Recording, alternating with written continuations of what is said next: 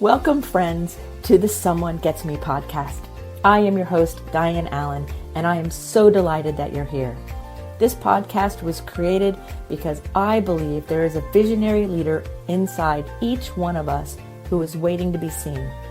In each episode of Someone Gets Me, you will hear useful tips from successful visionaries who will share their stories about how being seen has allowed them to take their vision out into the world with action. Neurodivergent burnout is a leadership issue. Friends, it's Dianne here at Someone Gets Me, and I'm on the road today, and I'm thinking about neurodivergent people and burning out and being overwhelmed. I have a client who has called me recently and a couple others that are talking about being burned out. In fact, they're saying things like, I can't take it anymore. I'm on my last thread.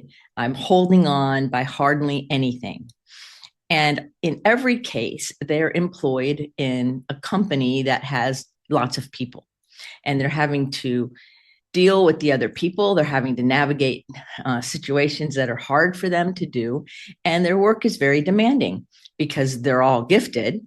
They have very demanding jobs, right? And so when they're talking to me about being burnt out, I want to remind them and you that it is a leadership issue. The leadership of the organization, for whatever reason, knowingly or unknowingly, is not creating an atmosphere that is friendly to a neurodivergent person. In other words, they're not neuroinclusive. It's one thing to be aware of ADHD or autism or giftedness in your organization. It's another thing to include in a real practical way these people, all of us who do the world differently. It's kind of funny because in my career as well, when I worked for larger companies, they wanted my giftedness and my fast thinking and my sense of being correct. They wanted all of those things, but yet they also wanted me to be the way they were, and I'm not. And so there was a lot of stress. And I myself have gone through these stages of burnout as well, because I think that it's very common when we're trying to fit ourselves into a system that's not for us. So what happens when a neurodivergent person gets burned out? Well, the first thing that happens is a prefrontal cortex comes offline. It's not the first thing in time. That's the first thing I'm going to talk about. And when the prefrontal cortex comes offline, that means your executive functioning becomes less than optimal.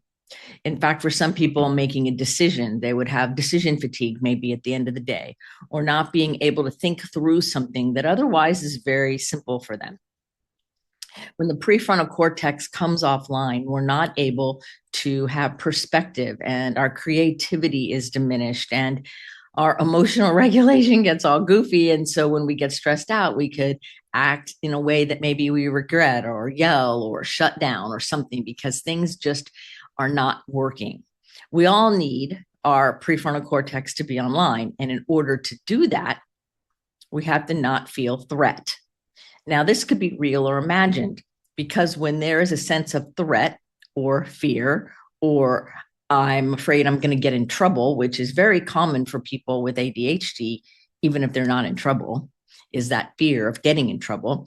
The amygdala, which is in your brain, it's a part of your brain that senses threat, and it sends out emergency signals. And then the prefrontal cortex shuts down, and pretty soon your system is operating as if it's in danger.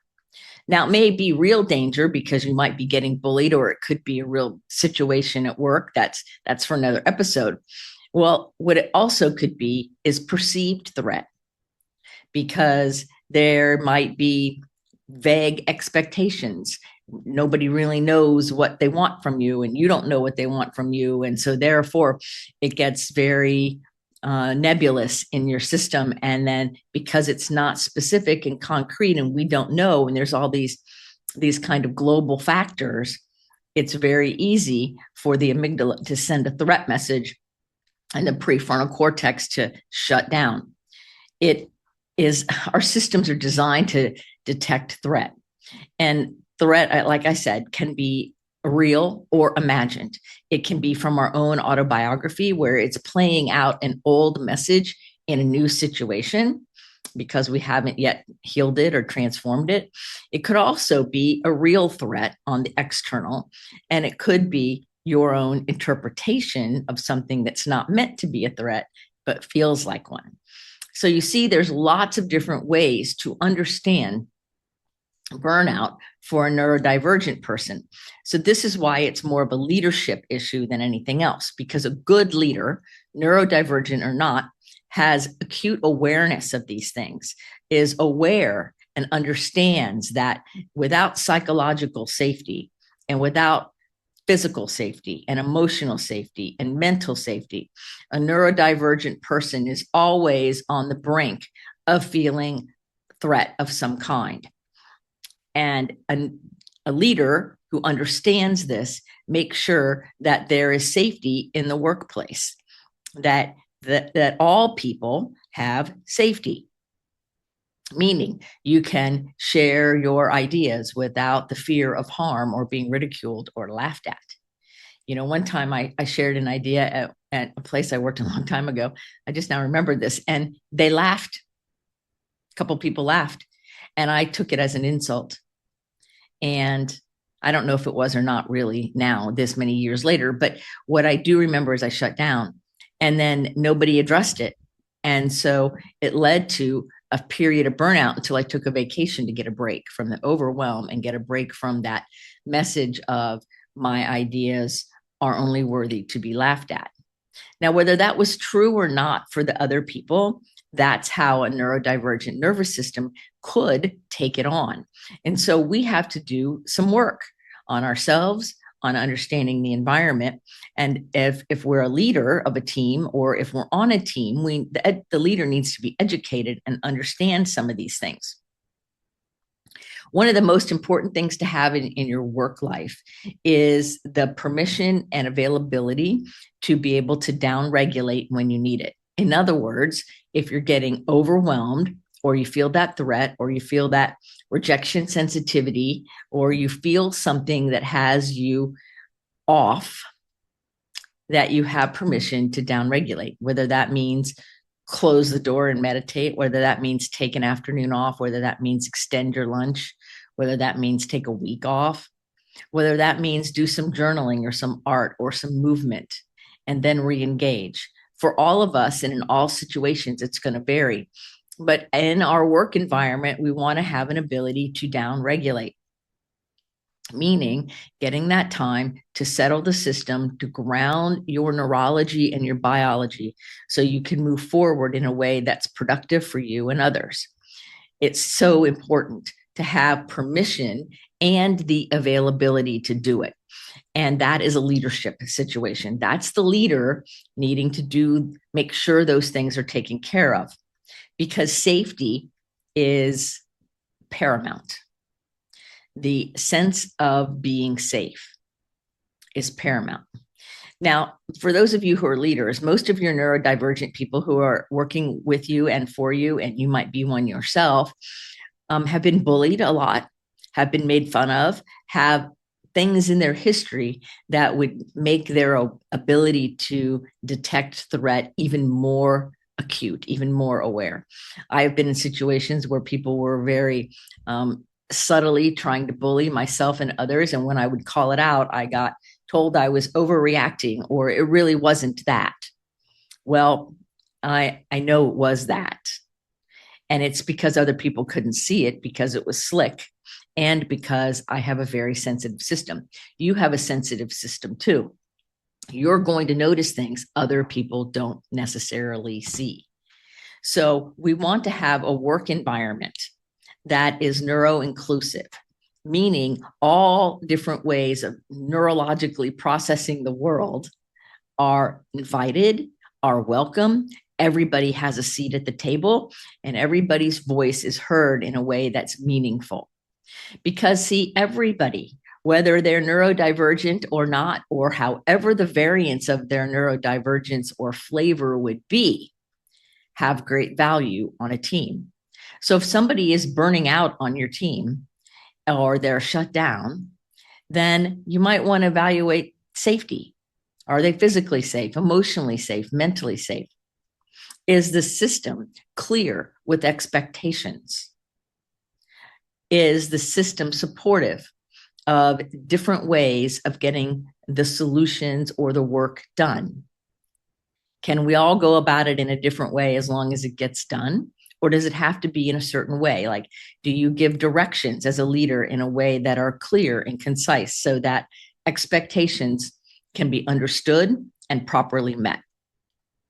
Communication is so vital and important because all people deserve the respect to be treated with dignity and respect, right? Everybody deserves that. And the same thing if you're the neurodivergent employee and your leader may not totally understand, it's partly your responsibility to communicate your needs and maybe educate or give some reading material or a podcast or allow your company to start to really pay attention to, are they being neuroinclusive or not? It's more than just tolerance. It's more than just understanding. It's about having a situation and an environment that is friendly. Like many neurodiverse people, fluorescent lighting doesn't work very well. And in many offices, it's fluorescent lighting. And so, do you have permission to use lamps or other kinds of lighting so that the rheostat and the vibration of that fluorescent doesn't overwhelm your system? And then there's smells, right? And then there's other sounds. There's all kinds of things that neurodivergent people are sensitive to, and everybody has a different kind of constellation. So this is not a one size fits all. The only common thread in my worldview, anyway, is safety. Are the people in your group safe? Can they share what's really going on? Can they tell the truth? Can they do their best work and not be ridiculed? Do other people on the team respect and honor the differences? I've worked with some teams where there were some people who were neurodivergent on the team, and I was helping the supervisor get the team kind of like doing some teamwork with them. And first it took education to understand things. And even the neurodiverse people didn't understand their own neurodiversity very well. They knew that it was a situation, but they didn't really understand the importance of certain things. So they didn't even have the language to ask for what they needed because they didn't know it was as important as it is. So education and awareness is so important. That's why lots of us who do all of the work out here in the world are doing our work so that all people can be heard and respected and cared about. So if you're a leader, make sure that all the people on your team have psychological safety. Remember that your amygdala and your prefrontal cortex will detect the threat and shut down. And then it takes some time to get them back online again. That's how all of our brains are wired, all people. So if there is instability, if there is passive aggressive threats, if there's violence, if there's anything that could be perceived, real or imagined as a threat, then the team will suffer. So you, as the leader, are responsible for the safety of your people. And you, all the people on the team, are responsible for your own safety and the safety of others on your team. It matters that we speak up and that our work environments have that level of safety where we can function and do what is ours to do in an effective way that meets the needs of everybody. And I know this sounds very Pollyanna kind of, right? Because I know there's a lot of toxic workplaces. I've worked in some of them. I've worked in some where I would come home at night and feel broken and just cry myself to sleep because of the mixed messages and the yelling and the bad behavior by the leaders. I have experienced it. And as a leader myself, when I've led big teams, one of my big issues was, is everybody safe to talk about what's really going on? And sometimes we had to make some difficult staffing decisions in order to have things come together in a more harmonious way. And sometimes people were just going to be difficult all the time. So there's so many different nuances. But what matters for you, if you're hearing my voice right now, is that you step back for a moment and look at your work life and look at your life in general. Do you feel safe here on planet Earth? Do you feel safe in your job? How do you know? What's your criteria for safety? Right? Because we can be safe and still feel afraid. We can be safe and still be unsure a little bit, right? We can have multiple feelings at the same time. We can have different experiences at the same time. So pay attention to your level of safety in your work environment. Are you always worried on Monday or Friday if you're going to get fired? You're afraid that you'll get in trouble if you make a mistake. These are things to pay attention to. Do you know what's expected of you? Is it clear? That's another thing, because ambiguousness can be a big threat trigger. So I just want to remind you that if you're feeling burned out or you're overwhelmed in your work, that it's a leadership situation. It is not because there's something wrong with you or because you're inadequate or flawed in any way. It's because whoever is leading and however things are being led is not meeting the needs of your nervous system. It's not a statement of judgment of good or bad leadership. It's about meeting the needs of different nervous systems, of different ways of processing the world. And so when we get out of the judgment and we begin to honor all the different ways people do things, and we become more flexible in our management style, we have better teams that are more productive, and all people are happier with a lot less burnout and a lot less turnover. And then our customers, whoever they might be, are happier because the team is happier. So hope this has helped. If you have any questions about burnout in the business world or your own neurodivergence in this situation, please schedule a get to know you call with me. I'm happy to talk to you about this or any other topic. And remember my book, Care for the Neurodivergent Soul, with a companion workbook. These have short chapters that help you really hone in to taking care of who you are as a neurodivergent person. Links for both of these things will be in the show notes. And please, whatever you do, remember to keep your face to the sun so the shadows will fall behind you. You're a rock star. You're here on purpose with a mighty purpose. So go out there and let your light shine. Keep yourself safe and pay attention to what you need in the world and speak up. Until the next episode of Someone Gets Me, this is Dianne saying, be well. Thank you for listening. I trust you gained some valuable inspiration and information. Please join me and other visionaries in the Someone Gets Me Facebook group. Or for more information on my services and additional episodes, visit someonegetsme.com. Again, thanks for listening.